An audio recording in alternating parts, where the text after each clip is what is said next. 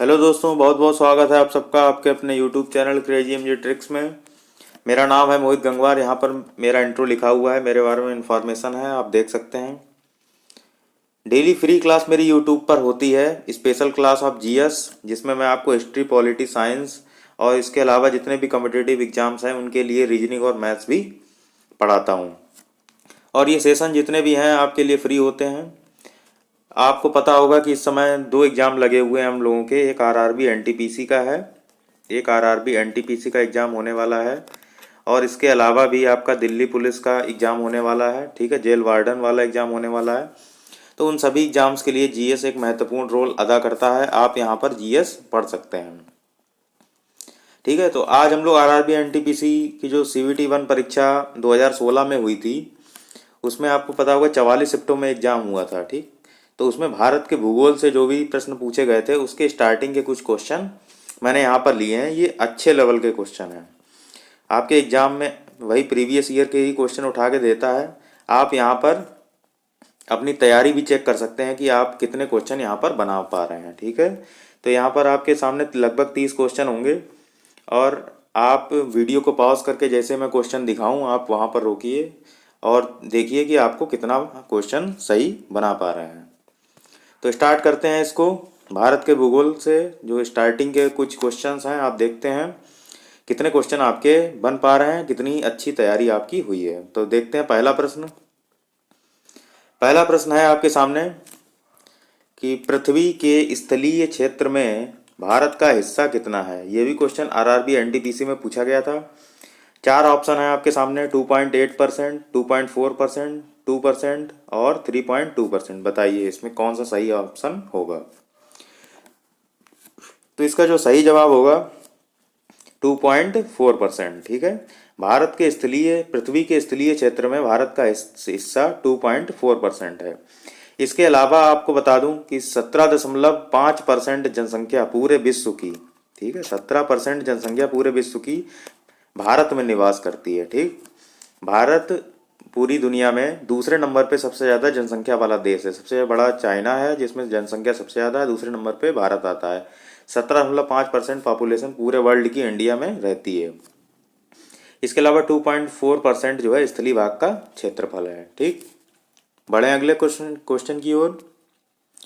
अगला क्वेश्चन आपको दिया हुआ है कि निम्नलिखित में से कौन सा देश क्षेत्रफल के अनुसार सबसे छोटा है। चार ऑप्शन है आपके सामने, ब्राज़ील, भारत, कनाडा और रूस। तो आपने ट्रिक भी बनाई होगी। सबसे बड़ा कौन सा देश होता है? सबसे बड़ा है रूस, फिर क्या है? कनाडा। रूस, कनाडा, फिर आता है अमेरिका का स्थान, ठीक है, फिर अमेरिका, फिर चीन का, फिर ब्राज़ील का, फिर ऑस्ट्रेलिया का और फिर भारत का नंबर आता है, ठीक है। भारत के बाद जो है अर्जेंटीना का नंबर आता है। तो क्षेत्रफल में ब्राज़ील, भारत, कनाडा और रूस में सबसे जो छोटा है क्षेत्रफल में वो है आपका भारत, ठीक। भारत क्षेत्रफल में सबसे छोटा है, सबसे बड़ा आपका रूस सबसे बड़ा क्षेत्रफल में है। ध्यान रखेंगे कि जो लूसेंट वगैरह ये जो किताब हैं उसमें आपका जो तीसरे नंबर पे जो देश दिया हुआ है वो चाइना दिया हुआ है, ठीक है, उसको सही कर लीजिएगा। अमेरिका जो है क्षेत्रफल में चाइना से बड़ा है, ना कि छोटा, ठीक। चाइना जो है चौथे नंबर पे आता है। अगला देखते हैं, भारत में कितने जैव भौगोलिक क्षेत्र हैं। अगला क्वेश्चन है, भारत में जैव भौगोलिक क्षेत्र कितने हैं। जैव भौगोलिक का मतलब क्या होता है? बायो जो जियोग्राफिकल, ठीक। तो 2, 4, 6, 10 इसमें से कौन सा ऑप्शन सही होगा आपको बताना है। तो भारत में 10 जैव भौगोलिक क्षेत्र हैं। कितने हैं? 10 हैं। इसको डिवाइड किया गया है, जैसे एक आपका ट्रांस हिमालयन क्षेत्र है। कौन सा? ट्रांस हिमालयन क्षेत्र। ट्रांस हिमालयन क्षेत्र है, हिमालय क्षेत्र है, मरुस्थलीय क्षेत्र है और अर्धशुष्क क्षेत्र है, पश्चिमी घाट है, गंगा का मैदान है, द्वीपीय क्षेत्र है। इस तरीके से भारत को 10 भौगोलिक क्षेत्रों में बांटा गया है। बढ़े आगे। तो अगला क्वेश्चन है आपके सामने, भारत का दक्षिणी बिंदु कौन सा है जो 2004 में सुनामी के बाद जलमग्न हो गया था। चार ऑप्शन आपके सामने दिए हुए हैं, इंदिरा पॉइंट, मन्नार की खाड़ी, श्रीशैलम पॉइंट और निकोबार द्वीप। इसका जो सही जवाब हो जाएगा इंदिरा पॉइंट। इंदिरा पॉइंट भारत का दक्षिणतम बिंदु है, ये निकोबार द्वीप में है, आपको पता होगा। सबसे उत्तरी पॉइंट जो है आपका कौन सा है, अगर उत्तरी पूछा जाए तो कौन सा है, इंदिरा कॉल, इंदिरा कॉल, ठीक है, ये उत्तरी पॉइंट है। बाकी पश्चिमी पॉइंट भारत का और पूर्वी पॉइंट ये आपको कमेंट बॉक्स में लिख के बताना है, ठीक है। बढ़ते हैं अगले क्वेश्चन की ओर। अगला क्वेश्चन है, भारत एक प्रमुख टेक्टिक प्लेट, भारतीय प्लेट जहां भारत स्थित है, किस प्राचीन महाद्वीप से अलग होती है? तो चार ऑप्शन है आपके सामने, रोडेनिया, पेनोसिया, पेंगुई या गोंडवाना लैंड। तो पहले ये सभी जो अपना जो भारत है, अफ्रीका है, दक्षिण अफ्रीका है, या तुम्हारा आपका जो दक्षिणी अमेरिका है, ये सब गोंडवाना लैंड के भाग थे। क्या थे? गोंडवाना लैंड के भाग थे। और इसी में जब एक पिंड के रूप में सभी जुड़े हुए थे, बाद में ये सभी अलग अलग हो गए और भारत अलग उत्तर पूर्व दिशा में बढ़ने लगा। तो अब आज भारत की स्थिति आप देख रहे हैं, दक्षिण अमेरिका, अफ्रीका, अंटार्कटिका, ऑस्ट्रेलिया, ये सभी जो है भारत और भारत, ये सभी स्थल पिंड के रूप में एक ही साथ गोंडवाना लैंड के रूप में जुड़े हुए थे, ठीक। तो इसका सही जवाब क्या हो जाएगा, गोंडवाना लैंड। अगला क्वेश्चन है आपके सामने कि सफ़ेद रेगिस्तान निम्नलिखित राज्यों में से किस में स्थित है? तो सफ़ेद जो रेगिस्तान है वो आपका गुजरात में स्थित है। ध्यान रखेंगे कि कच्छ के रण को ही सफ़ेद रेगिस्तान कहा जाता है। गुजरात में आपको पता होगा कच्छ का रण है, तो कच्छ का रण जो है इसी को सफ़ेद रेगिस्तान कहा जाता है, ठीक। बढ़े आगे, अगला क्वेश्चन देखते हैं। अगला क्वेश्चन, नेत्रानी द्वीप कहाँ स्थित है? मैंने इसमें आसान क्वेश्चन नहीं लिए हैं जो बहुत ज़्यादा आसान है, बाकी ये सब आपको जो पता होंगे वो क्वेश्चन ज़्यादातर मैंने नहीं लिए हैं, जैसे कि भारत का क्षेत्रफल कितना है, भारत की उत्तरी सीमा किससे लगती है, ये सब क्वेश्चन जो है जो मोस्ट रिपीटेड हैं वो सब मैंने नहीं लिए हैं। जो अच्छे लेवल के क्वेश्चन हैं वो मैंने यहाँ पर लिए हुए हैं। तो नेत्रानी द्वीप कहाँ स्थित है ये आपको बताना है। चार ऑप्शन है आपके सामने, केरल, अंडमान निकोबार, लक्षद्वीप या अरब सागर में, ठीक। तो नेत्रानी जो द्वीप है वो आपका अरब सागर का एक द्वीप है, ठीक, अरब सागर में है। और ये जो है कर्नाटक राज्य का एक द्वीप है। नेत्रानी द्वीप क्या है? कर्नाटक राज्य का एक द्वीप है, ध्यान रखेंगे। इसके अलावा इसको पीजन आइसलैंड भी कहा जाता है, ठीक। नेत्रानी द्वीप को ही क्या कहा जाता है? पीजन आइसलैंड या पीजन आइसलैंड, ये इसको कहा जाता है। पीजन का मतलब वही कबूतर वाला, ठीक है। तो पीजन आइसलैंड नेत्रानी द्वीप कहाँ है? कर्नाटक में है, अरब सागर का है द्वीप, ओके। अब बढ़ते हैं अगले क्वेश्चन की ओर। अगला क्वेश्चन है, निम्नलिखित में से कौन सा द्वीप लक्षद्वीप से संबंधित नहीं है? तो आपको चार ऑप्शन दिए हुए हैं, अमीनी, नील, मिनिका या कवरत्ती, बताइए। तो इसका जो सही ऑप्शन होगा इसमें नील, ठीक है। नील द्वीप जो है वो लक्षद्वीप से संबंधित नहीं है। बाकी आपका अमीनी, मिनिकाय और कवरत्ती, ये तीनों द्वीप जो हैं लक्षद्वीप के हैं। आपकी जानकारी के लिए बता दूं कि लक्षद्वीप में टोटल 36 द्वीप हैं। टोटल कितने द्वीप हैं? 36 द्वीप हैं, जिसमें 11 द्वीपों पे ही केवल आबादी है। तो आपका जो अमीनी है, मिनिकाय है, कवरत्ती है, इसके अलावा जो द्वीप हैं जो इम्पोर्टेंट हैं, जैसे कि कदमत है, कल्पेनी है, कदमत, कल्पेनी, किल्तान, ये सब आपके लक्षद्वीप के द्वीप हैं, ठीक। तो लक्षद्वीप से जो नील द्वीप है आपका, ये लक्षद्वीप का द्वीप नहीं है, ये अंडमान द्वीप के दक्षिण में स्थित है, ठीक है। तो नील क्या है? नील द्वीप जो है अंडमान के दक्षिण में है, अंडमान के दक्षिण में। आगे बढ़ें, अगला क्वेश्चन देखते हैं।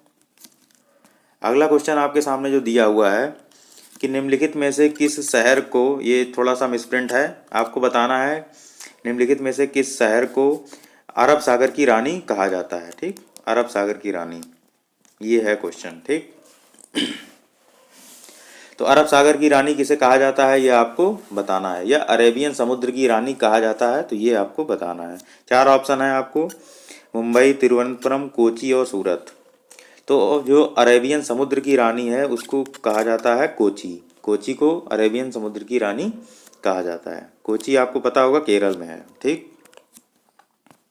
अगला क्वेश्चन है, एक पर्वत श्रृंखला के बारे में हमें बताना है जो भारतीय प्रायद्वीप की पश्चिमी तट के लगभग समानांतर चलती है और दुनिया में जैव विविधता के 8 सबसे आकर्षण के केंद्र में से एक है। कभी कभी इसे भारत का महान ढलान भी कहा जाता है।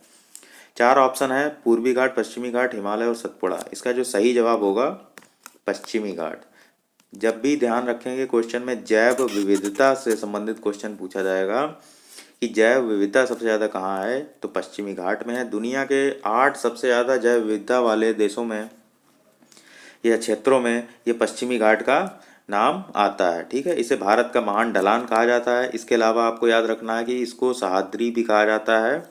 ठीक है, और ये पश्चिमी घाट जो है ये हॉट स्पॉट है इंडिया का। ठीक, बढ़ते हैं अगले क्वेश्चन की ओर। अगला क्वेश्चन है आपके सामने कि भारत की मुख्य पर्वत श्रृंखलाओं में इनमें से कौन सी पर्वत श्रृंखला है जो शामिल नहीं है। ठीक, तो विंध्य है, हिंदुकुश है, सतपुड़ा है, अरावली है। आपको इनमें से सही जवाब बताना है। तो ध्यान रखेंगे विंध्य, सतपुड़ा और अरावली ये तीनों ही भारत की प्रमुख पर्वत श्रृंखलाएं हैं, लेकिन जो हिंदुकुश है, हिंदुकुश जो है भारत की पर्वत श्रृंखला नहीं है, ये पाकिस्तान और अफगानिस्तान के बीच स्थित है। हिंदुकुश पाकिस्तान प्लस अफगानिस्तान के बीच स्थित है, ध्यान रखेंगे।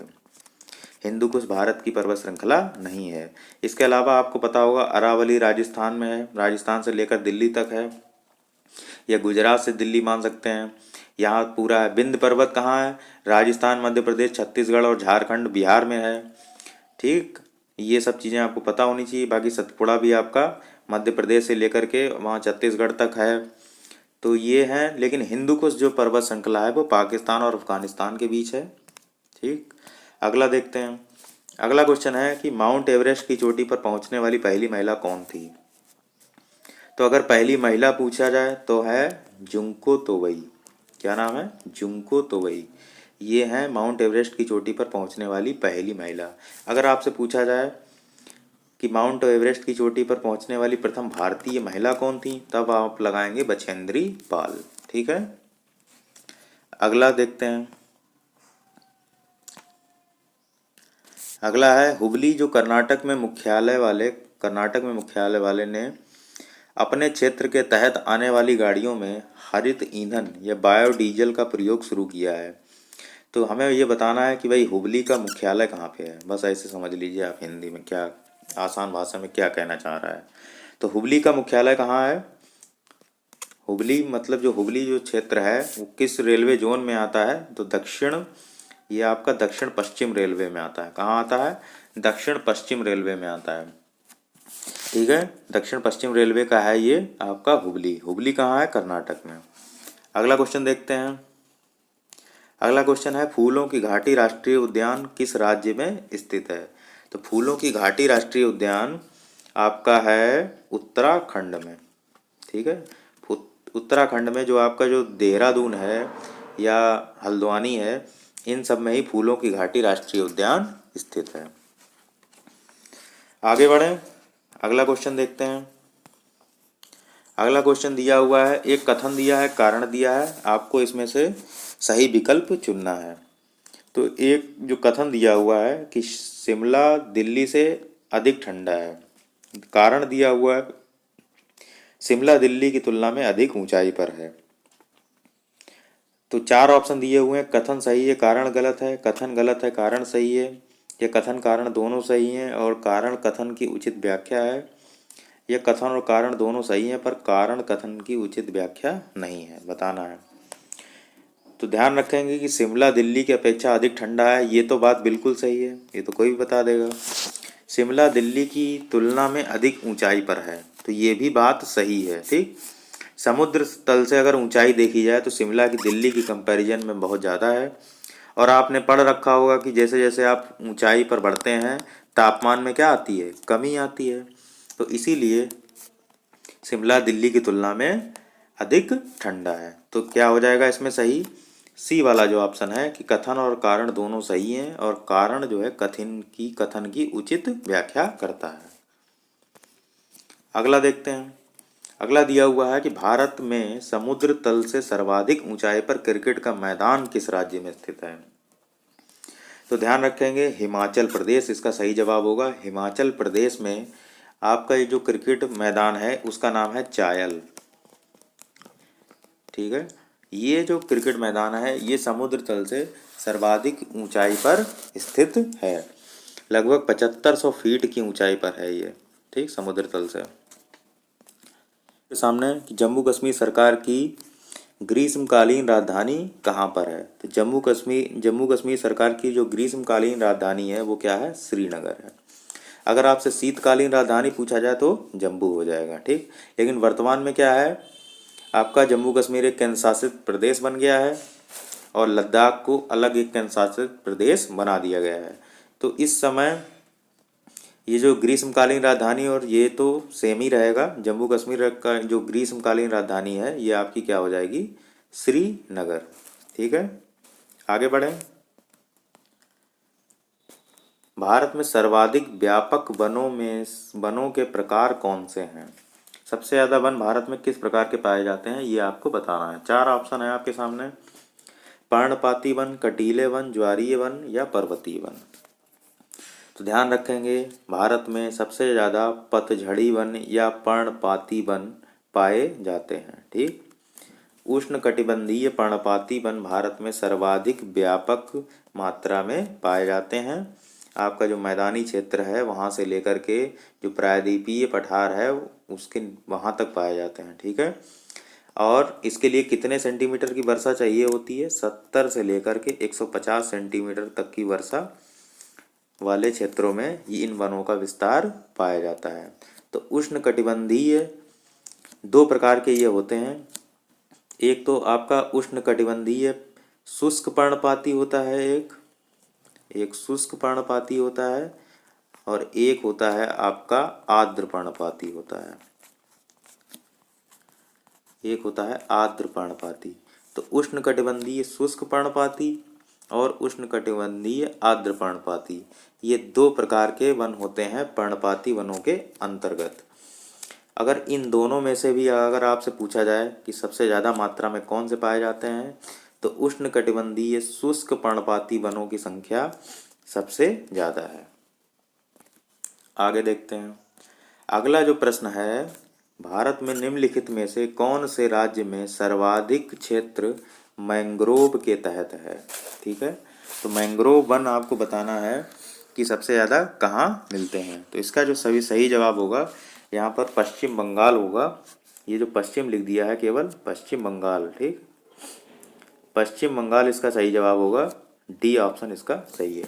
तो मैंग्रोव वन आपको पता है जो दलदली क्षेत्र है या सुंदरबन जो भारत का डेल्टा है, इसे गंगा ब्रह्मपुत्र का डेल्टा कहते हैं, जो भारत में पश्चिम बंगाल और बांग्लादेश के अंतर्गत आता है, उसी में सबसे ज़्यादा मैंग्रोव वन पाए जाते हैं। तो अगर आपसे पूछा जाए सर्वाधिक मैंग्रोव वन, तब आप लगाएंगे पश्चिम बंगाल।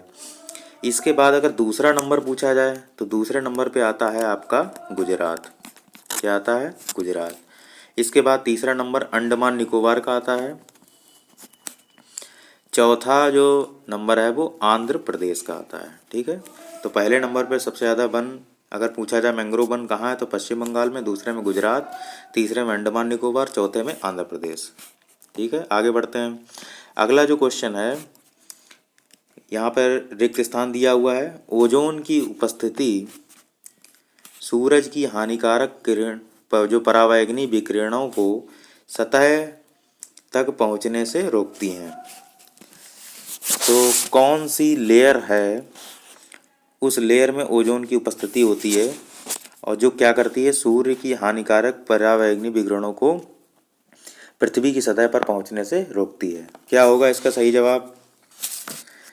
तो इसका जो सही जवाब होगा आपका जो सबसे निचली सतह है आपकी। ठीक है, निचली से जो ऊपर वाली है, यानी कि ओजोन लेयर कहाँ पाई जाती है? समताप मंडल में पाई जाती है, समताप मंडल में।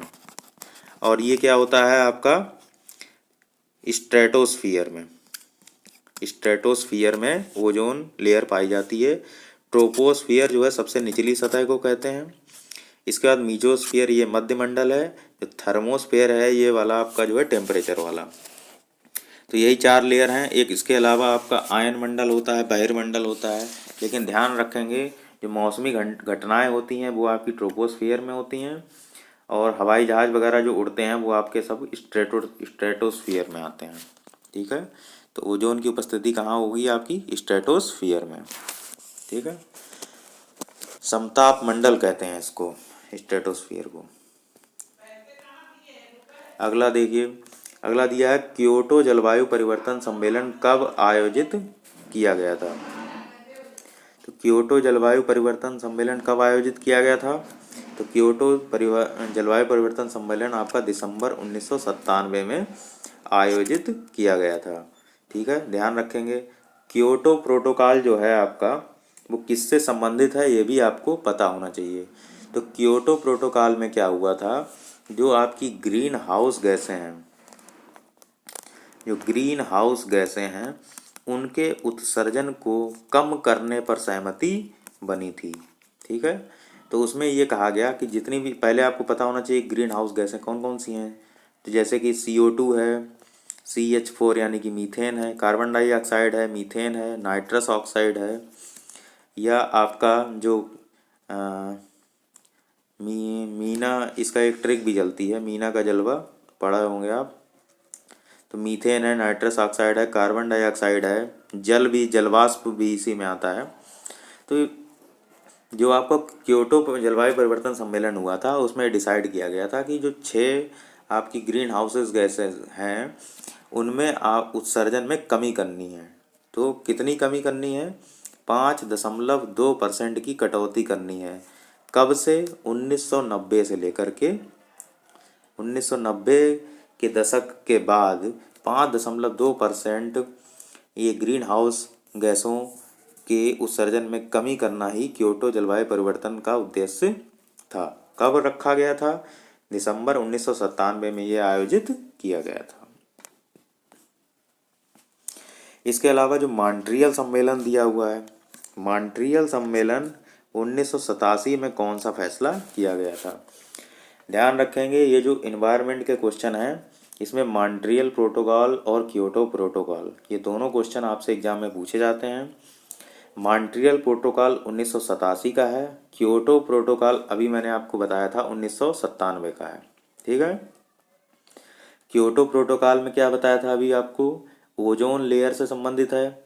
वो सॉरी, जो आपको मैंने क्योटो प्रोटोकॉल बताया था वो ग्रीन हाउस गैसेस के उत्सर्जन में कमी करने से है, जबकि जो मॉन्ट्रियल प्रोटोकॉल है ये आपका ओजोन क्षरण से संबंधित है। मॉन्ट्रियल सम्मेलन किससे संबंधित है? ओजोन परत क्षरण से संबंधित है, ओजोन लेयर से संबंधित है। ठीक है, तो इसमें कौन सा फैसला किया गया था? तो ये 4 ऑप्शन दिए हुए हैं, तो इसका जो सही जवाब होगा कि विकसित देश 2000 ईस्वी तक पूरी तरह से उत्पादन पर प्रतिबंध लगाएंगे। अब 87 में हुआ है, 2000 तक ये कहा गया है, मतलब 13 साल के भीतर विकसित देश पूरी तरह से प्रतिबंध लगाएंगे। किस पर? तो मैंने अभी बताया मॉन्ट्रियल सम्मेलन किससे संबंधित है? ओजोन लेयर क्षरण से। तो ओजोन लेयर क्षरण होता किससे है? CFC से होता है, क्लोरोफ्लोरोकार्बन से होता है। तो इसी क्लोरोफ्लोरोकार्बन के उत्सर्जन पर कमी लाने के लिए ये मॉन्ट्रियल सम्मेलन आयोजित किया गया था। इसमें फैसला किया गया था कि विकसित देश 2000 तक पूरी तरह से, किसका यहाँ पर एक छूटा हुआ है, यहाँ पर होगा CFC यानी कि क्लोरोफ्लोरोकार्बन के उत्सर्जन पर या उत्पादन पर पूरी तरह से प्रतिबंध लगाएंगे। तो यहाँ पर CFC हर जगह छूटा हुआ है, आप ध्यान रखेंगे। CFC के उत्सर्जन पर प्रतिबंध लगाने की बात की गई थी। अगला क्वेश्चन है कि भारत के कुछ भागों में मिट्टी का रंग लाल होने का कारण क्या है? तो लाल होने का कारण क्या होता है? लाल होने का कारण होता है आपका फेरिक ऑक्साइड की मौजूदगी। ठीक, फेरिक ऑक्साइड के कारण ही मिट्टी का रंग क्या होता है? लाल होता है। अगला देखिए, लाल मिट्टी पर कृषि करना कठिन क्यों है? 4 ऑप्शन दिए हुए हैं। तो लाल मिट्टी पर कृषि करना कठिन इसलिए होता है क्योंकि इसकी जल धारण क्षमता क्या होती है? कम होती है। ठीक है, तो इसका कौन सा ए ऑप्शन आपका सही हो जाएगा। और बाकी इसमें जो फास्फोरिक अम्ल है, कार्बनिक पदार्थ हैं, जैविक पदार्थ, चूना, इन सब चीज़ों की कमी पाई जाती है और ये कम उपजाऊ होती है, ये भी आपको पता होना चाहिए। तो इसकी अगर जल धारण क्षमता कम है तो इसमें सिंचाई की आवश्यकता ज़्यादा पड़ती है, सिंचाई इसमें ज़्यादा चाहिए। अगला देखिए, अगला क्वेश्चन दिया हुआ है, तमिलनाडु, उड़ीसा, छोटा नागपुर और मेघालय के छोटे हिस्सों में पाए जाने वाली कौन सी मिट्टी का रंग लाल होता है और कृषि के लिए उपयुक्त नहीं है? तो आप बताइए, तमिलनाडु, उड़ीसा और छोटा नागपुर में कौन सी मिट्टी पाई जाती है? तो लेटेराइट मिट्टी पाई जाती है इसमें। इसका जो है सी जवाब सही हो जाएगा। ठीक है, लेटेराइट मिट्टी है। लेटेराइट मिट्टी आपकी तमिलनाडु, उड़ीसा, छोटा नागपुर पठार में, ये छोटे हिस्से में पाई जाती है। ये भी जो है आपकी कृषि के लिए अच्छी नहीं होती है। अगला देखिए, ग्रेट उत्तरी समतल भूमि में किस प्रकार की मिट्टी पाई जाती है? तो इसका जो सही जवाब होगा कछार मिट्टी। यही जो कछार मिट्टी है, यही आपका जो जलोढ़ मिट्टी है, इसी को कछारी मिट्टी कहा जाता है। ठीक है, इसी को एलुवियल सॉइल भी कहा जाता है। ठीक है, यही दोमट मिट्टी, जलोढ़ मिट्टी, एलुवियल सॉइल, ये सब एक ही मिट्टी है, कछार मिट्टी इसको कहा जाता है। ठीक, अगला देखिए, निम्नलिखित विकल्पों में से उस एक को चुने जो भिन्न है। तो इसमें 4 ऑप्शन दिए हुए हैं, कॉफ़ी, चावल, तंबाकू और गन्ना। इसका जो सही जवाब हो जाएगा आपका, ध्यान रखेंगे, चावल। बी ऑप्शन इसका सही होगा। क्यों? क्योंकि आपको पता होगा जो कॉफ़ी है, तंबाकू है और गन्ना है, ये सब नकदी फसलें कही जाती हैं। क्या कही जाती हैं? नकदी फसलें। जबकि जो आपका चावल है ये नकदी फसल के अंतर्गत नहीं आता है। तो हमसे भिन्न चुनना था, तो इसका चावल जो है सही जवाब हो जाएगा। अगला देखिए, दक्कन के पठार की प्रमुख फसल क्या है? 4 ऑप्शन है आपके सामने, दाल, कपास, मूंगफली और गेहूँ।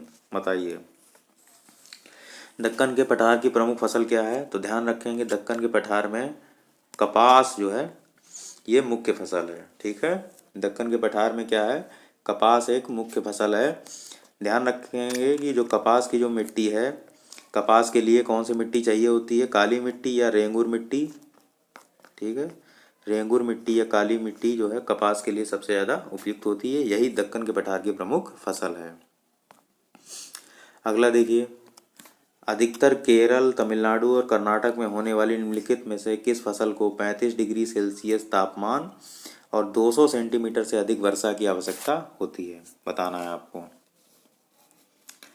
तो इसका जो सही जवाब होगा रबड़। रबड़ एक ऐसी फसल है, रबड़, इसको बहुत ज़्यादा बारिश की आवश्यकता होती है। आप देख रहे हैं 200 सेंटीमीटर वर्षा चाहिए इसमें, और तापमान भी अधिक होना चाहिए। इसीलिए सबसे ज़्यादा जो रबड़ होती है भारत में कहाँ होती है? केरल में होती है। केरल, तमिलनाडु में रबड़ होती है। ठीक, सबसे ज़्यादा। तो समझ में आ गया, तापमान बहुत ज़्यादा चाहिए और बारिश भी सबसे ज़्यादा चाहिए। किस फसल को चाहिए? रबड़ को चाहिए। तो आज हम लोगों ने इसके कितने क्वेश्चन देख लिए? 30 क्वेश्चन देखिए। आप कमेंट बॉक्स में बताइए कि आपके कितने क्वेश्चन इसमें सही हो रहे हैं। ये सभी क्वेश्चन प्रीवियस ईयर में पूछे गए थे और आपके एग्जाम पॉइंट ऑफ व्यू से बहुत ही ज़्यादा महत्वपूर्ण थे।